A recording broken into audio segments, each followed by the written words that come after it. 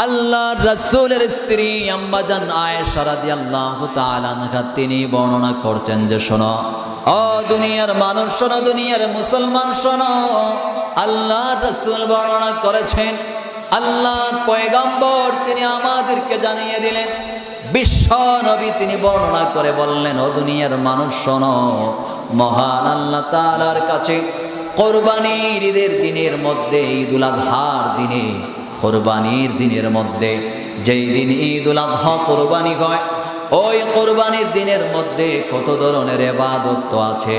এক নাম্বার ইবাদত হলো ফরজ নামাজগুলো আছে, নফল বিধান আছে, আর অন্যান্য ইবাদত আছে। তার মধ্যে কোরবানি এটাও একটা ওয়াজিব ইবাদত, যাদের উপর কোরবানি দেওয়া ওয়াজিব ওই মানুষগুলো কোরবানি দিবে, এটাও একটা ইবাদত।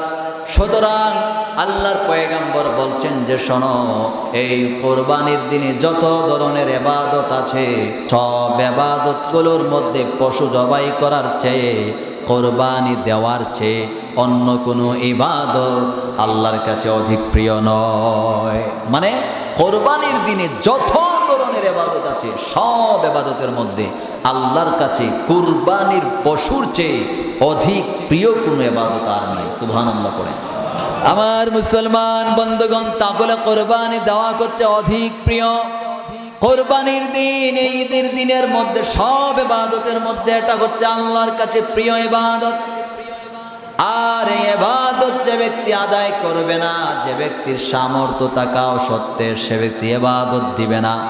এই কোরবানি যে ব্যক্তি দিবে না, যার সামর্থ্য আছে এরপরেও সে কোরবানি সে আদায় করে না, যে ব্যক্তি কৃপণতার কারণে কোরবানি দেয় না, ওই ব্যক্তি সম্পর্কে আল্লাহর পয়গম্বর জনাবে মুহাম্মদ রাসূলুল্লাহ সাল্লাল্লাহু আলাইহি ওয়াসাল্লাম কি বলেছেন? আল্লাহ রাসূলের সাহাবী আবু হুরায়রা রাদিয়াল্লাহু আনহু তিনি বলছেন, যার সামর্থ্য এই দুনিয়ার মধ্যে আছে, আল্লাহ তাআলা তাকে যাকে সামর্থ্য দিলেন আর সে কোরবানি আদায় করলো না, ওই ব্যক্তি সম্পর্কে আল্লাহর পয়গম্বর কি বলেছেন জানো? আল্লাহর পয়গম্বর বলেছেন, মান ওয়াজাদা সাআতান লিআইয়ুদাহি ফালাম ইউদাহি ফালা ইয়াকরাবান্না মুসাল্লানা। আল্লাহর পয়গম্বর বলছেন, এই দুনিয়ার জমিনে যাদেরকে আল্লাহ তাআলা কোরবানি দেওয়ার মতো সামর্থ্য দিয়েছেন, কিন্তু ওই ব্যক্তি সে কোরবানি দেয় না, কোরবানি আদায় যে ব্যক্তি করল না, ওই ব্যক্তি আমাদের ঈদগাহের দ্বারে কাছে যেন না আসে। যার সামর্থ্য আছে কোরবানি দেওয়ার মতো, যার তৌফিক আল্লাহ দিয়েছেন, কিন্তু সে কোরবানির দিন সে কোরবানি দিল না, আদায় করলো না বখিলির কারণে, ওই ব্যক্তি ফালা ইয়াকরাবান্না মুসাল্লানা, আমাদের ঈদগানার দ্বারে কাছেও যেন সে না আসে। আমার মুসলমান বন্ধুগণ, অন্য রাওয়ায়াতের মধ্যে আল্লাহর নবী বলেছেন, মান ওয়াজাদা সাআতান আইয়ুদাহি ফালাম ইউদাহি ফালা ইয়াহুদুল মুসাল্লানা।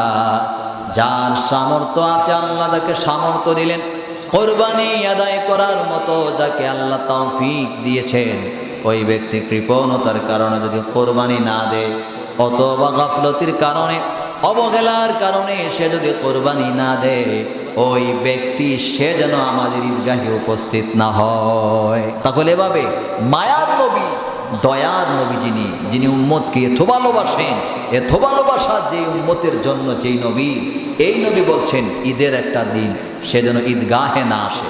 তাহলে কতটা নিন্দনীয় খারাপ কাজ হলে আল্লাহ রাসূল এভাবে বলতে পারে?